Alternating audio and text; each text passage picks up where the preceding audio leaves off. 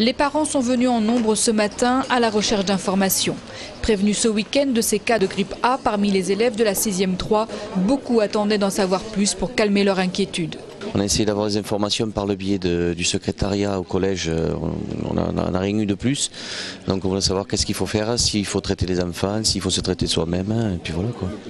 J'attends qu'un point sanitaire soit fait assez rapidement et que le nuage de Tchernobyl ne s'arrête pas aux frontières, qui est la vérité quoi. Si c'est grave, que ce soit dit.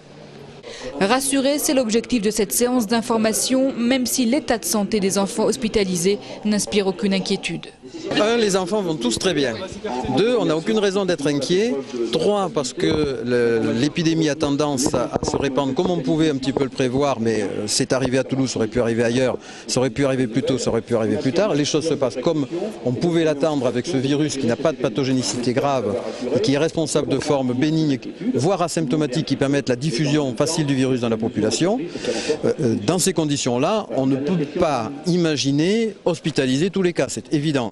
Malgré ces propos rassurants, les parents se posent beaucoup de questions sur les précautions à prendre. Ma question, c'est que moi je suis assistante maternelle et je garde 2 bébés de moins d'1 an. Donc est-ce que demain je dois accueillir ces petits?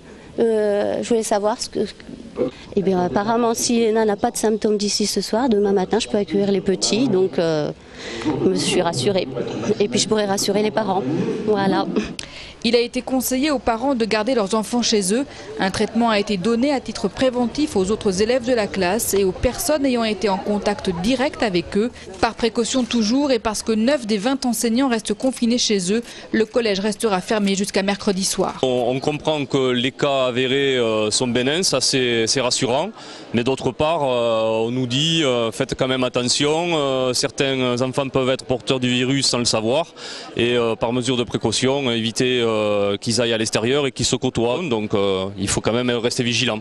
Il y a des questions qui se posent. Pourquoi on ferme le collège et pas l'école? Je pense qu'on a répondu à cette question. C'est-à-dire que si on avait fermé l'école, on aurait pu aussi reprocher aux maires de ne pas fermer le supermarché, de ne pas fermer d'autres services sociaux, de ne pas fermer les terrains de sport.